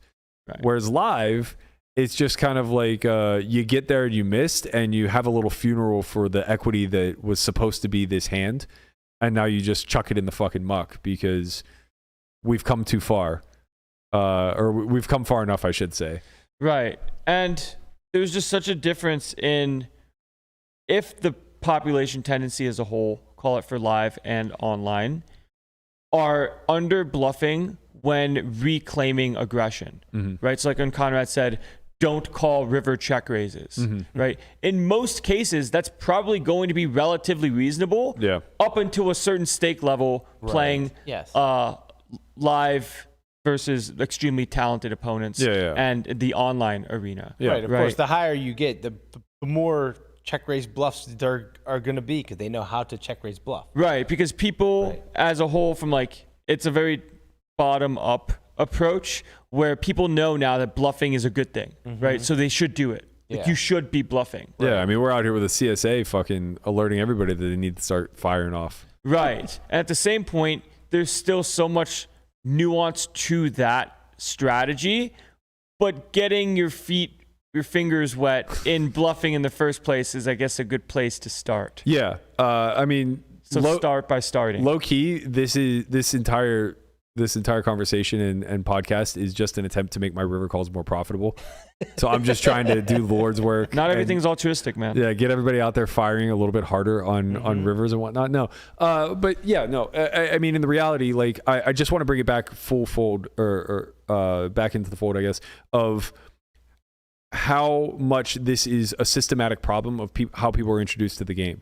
People were introduced online. They kind of gather the concept of bluffing relatively early, and it's what drives them towards data and analytical tools like solvers, right? People in the live realm see an entire environment that never bluffs, right? They just like all trade blinds back and forth with whoever has the best hand at showdown, and only those who are deviants that are naturally aggressive and recognize that there's a way to win your unfair share of the pot, and it's certainly not by putting money in passively. Only they then begin to explore this whole other realm of the bluffing nodes, so to speak, right? And that's so born out of the fact that in the live venue, the way that you learn this game is simply through the rules. A bluff is a hand that had high equity at some point in time and now is nothing. That's how people, you know, the term semi-bluff, that doesn't mean fucking anything.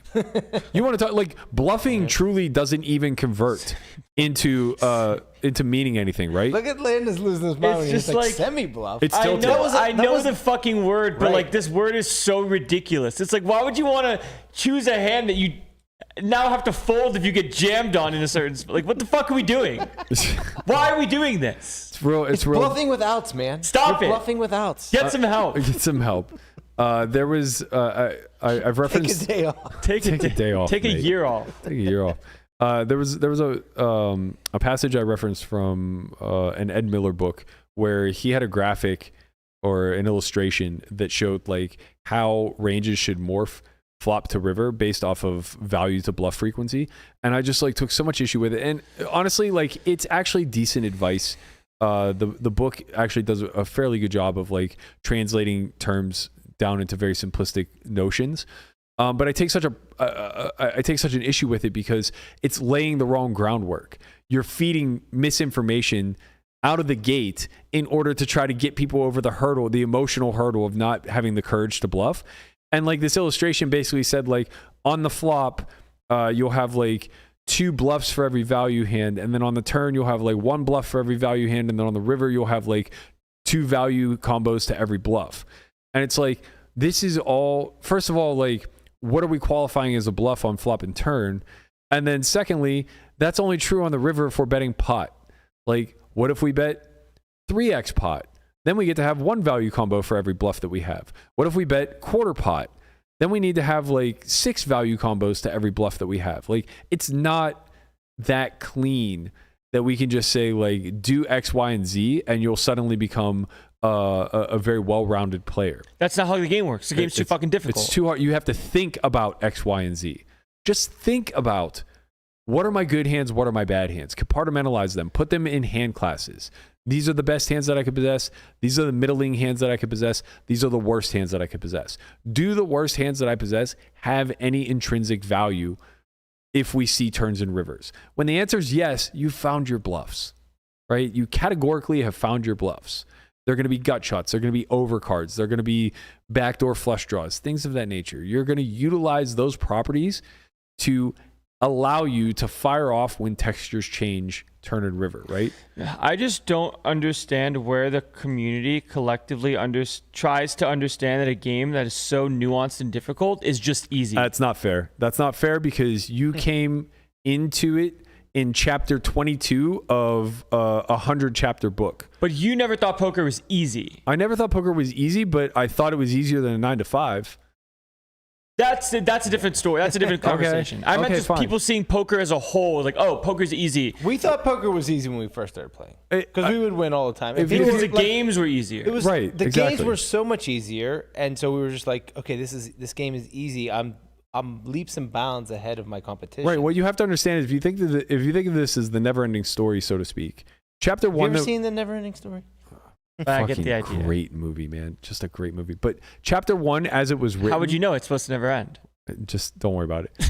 That's not a dad joke. Chapter 1. Okay. No, I only remember that because I think my mom wanted to name one of us one of the people. Oh, Treyu is a fire name. Imagine if I was sitting next to a Treyu right now. Oh my God. Tice? Very, very fitting. Very Chad-like, if you will. But wasn't born like chapter 1, as it was written, would have been like the Doyle age. Right? Where, oh man, when the horse dies, come on, Guapo, how are you going to do this to me? Why would you do, yeah. Sorry, fucking boys. Bawled my eyes out at this. This was the best scene. It's so sad. He's just in quicksand. He can't do anything. The horse is neighing. Yep. Like, how do you put that kind of, how are you going to put that pain on a fucking 10-year-old? That's a horse with 100K in makeup. You just Look at gotta him. let He's him just go. staring at him in his eye. He's just staring into his eyes going, come on, man. Come on, get out. Just knowing he's about to sink to his death. I can't. I just can't. What a terrible fucking scene. Why would they do that? Atreyu is the backer in this instance. It's such a weird movie. This is somebody 6 figures in makeup, and you're like, please go play the 3,500 in Florida. I'm not leaving Vegas. Landon really is the meme lord. Listen, man, I do it for me. I understand. But chapter 1, as it's written, was the Doyle Brunson era where it's just wits and wagers, right? Like, I'm going to outwit this guy. Come hell or high water, even if it means like having a 38 special on the table and leaving with the money one way or another, right?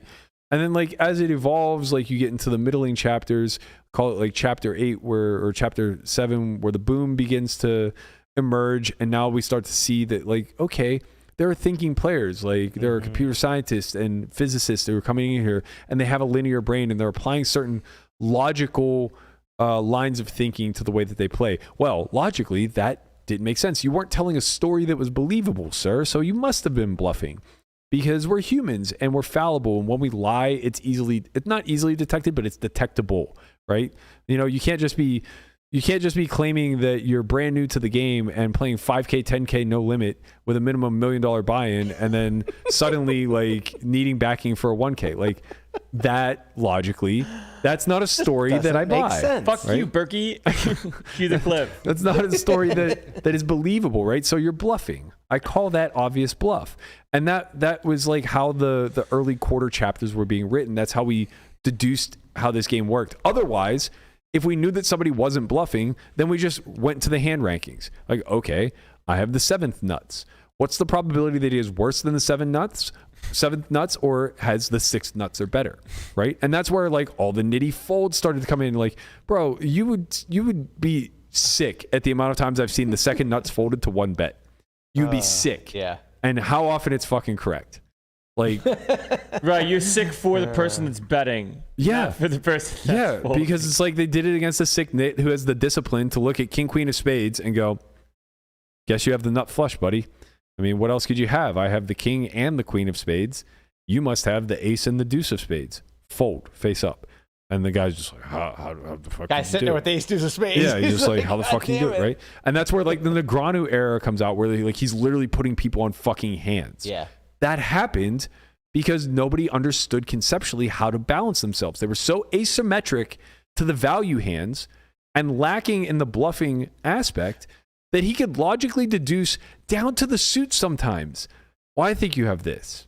Right. And just be fucking right. And most of the time, he would guess a value hand because that's the way the population plays. Of course. Right? It's never, he's not a slight, right? No, I understand. But it's like, he's not saying, oh, like you probably have like king of spades, jack or something. But now, from a theoretical standpoint, looking at the game in this new era, it's like, oh, okay, I know where the bluffs come from. So if you're bluffing, you have something like this. Exactly. So now the next evolution becomes the training sites era, the card runners, the blue fire poker that eventually became Run It Once. Right now, all of a sudden, this young up and coming collective who's looking at the game a little bit differently, looking at the game a little bit more analytically, trying to understand a little bit better where they can start to carve out more money. Now, all of a sudden, we start to have a discussion about laggy play, about loose aggressive, right? How can I VPIP higher? How can I play more hands? Which entails I'll be naturally bluffing more often, right? And this is the start of toy games. This is the beginning of toy games. This is the height of the Mormons of the world, the Jockas, the guys like me. Sauce? You're not yet. Sauce would be like the very next iteration Got it. where he takes what we were all doing, taking a hammer to a nail, and he turns it into art, basically, right? Because we all took the hammer nail approach. It was like, I'm just going to be the most aggressive guy in the fucking field. And we over bluffed our faces off to become rich. And then suddenly guys like Sauce came along and said, hold up. Yeah, he became a blacksmith. You don't just get to do that. Like, you can't just be out here all willy-nilly saying like, I'm always betting 3 streets and I'm going to play a bend but don't break type of style, right? And that was literally not all you needed to do, but the best players in the game were doing that. Like the best players were guys like a guy like G-Man back then, or even like now to some degree.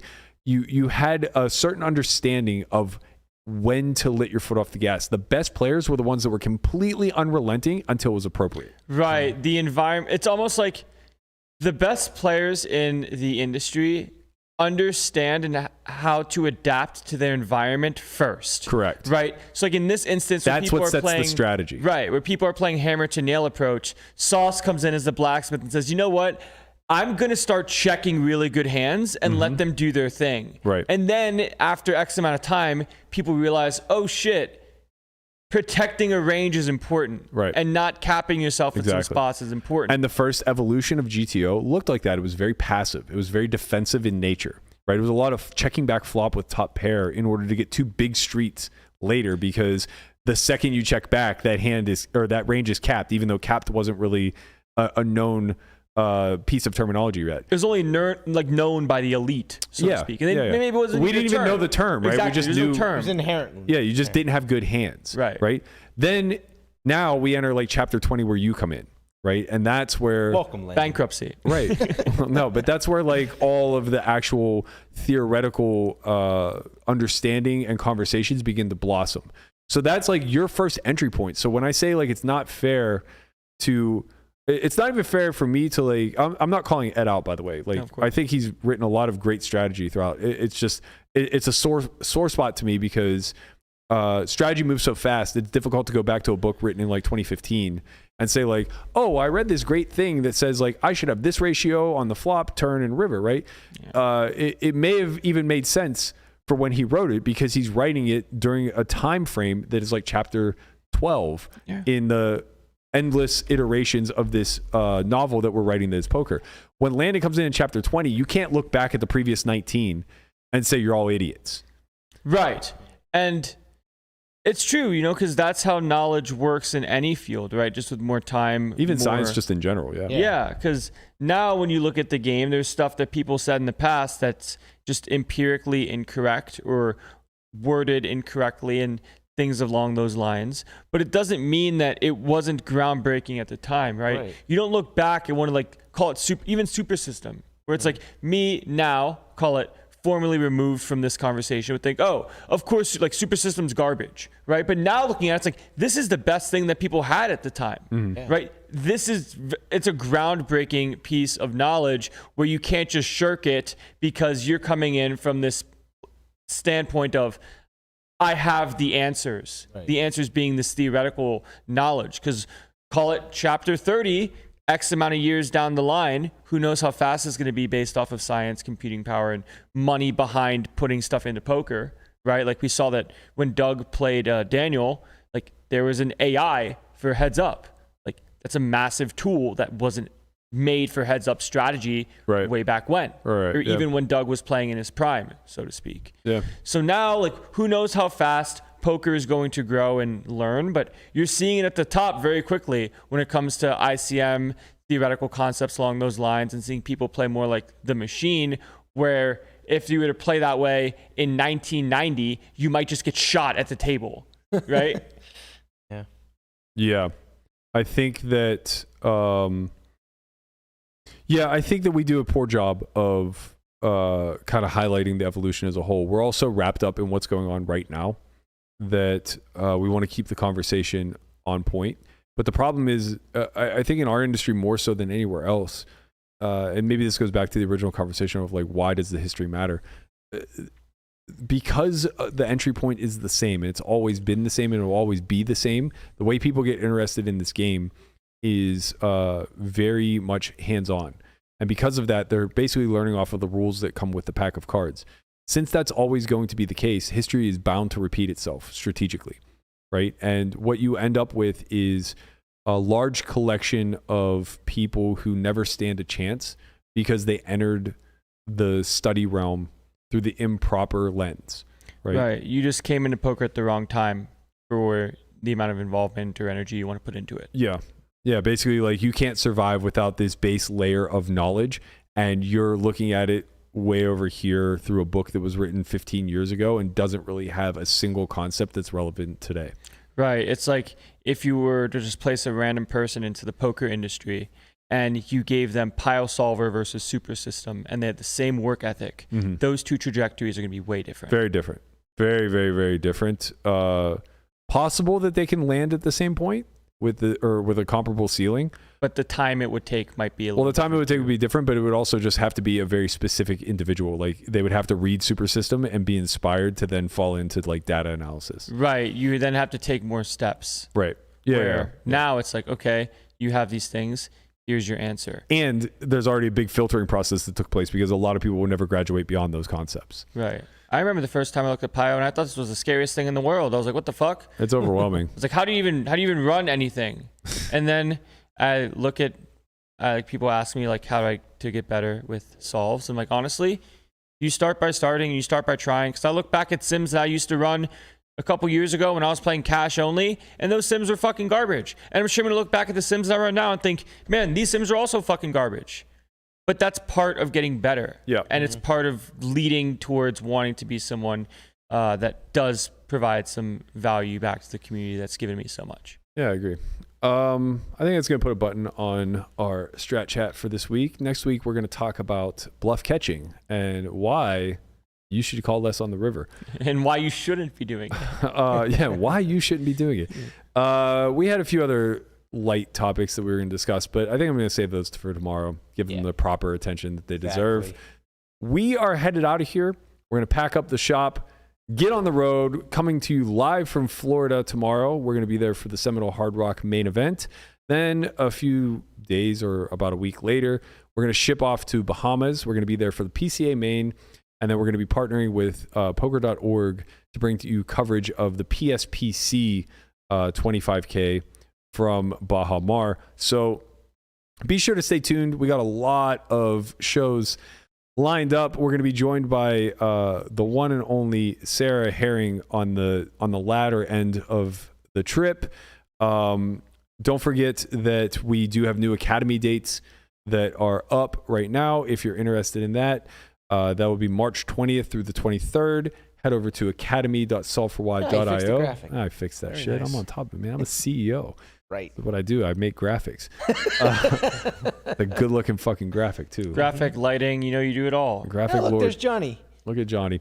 So yeah, if you guys are interested in attending Poker Out Loud Academy, we are running that March 20th through the 23rd. It might be, I haven't decided yet, but there's a strong probability that it's the last Poker Out Loud Academy we do this year.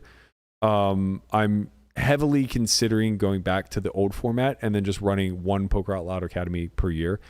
It just seems like it's more conducive to a learning environment. But again, I haven't made any hard decisions yet, but bear that in mind if you're on the fence.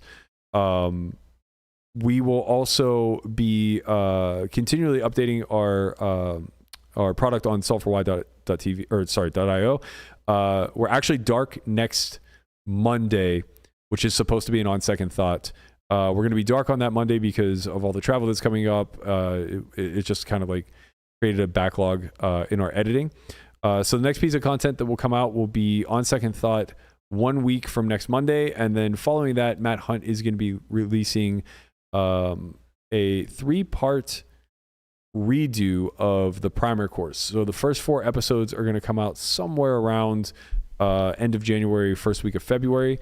He'll be releasing 8 more episodes of that course thereafter. So stay tuned. If you're not already, head over to our Discord. Be sure to join that group. You'll get a lot more updates there, as well as keep the conversation going as far as how do you approach bluffing and do you bluff enough? Actually, everybody go to our Discord and join and then log your next 10 sessions as I've asked and tell me how many times you triple barreled or bluffed the river. I want to know what these counts are. Please like, comment, subscribe. Let us know the best bluff that you ran in the last 12 months. I'm excited to hear this conversation. Continue in our comments. We will be back.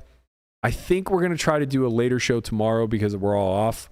So it'll probably be somewhere around 1 or 2 p.m. Pacific. But we're going to be on East Coast time moving forward. So the show is going to naturally be earlier for those of you on the West. Stay tuned for time updates. Follow us on social media at SolveForWhyTV or at OnlyFriendsPod to get more updates there. And we'll see you guys all tomorrow. See you at the beach.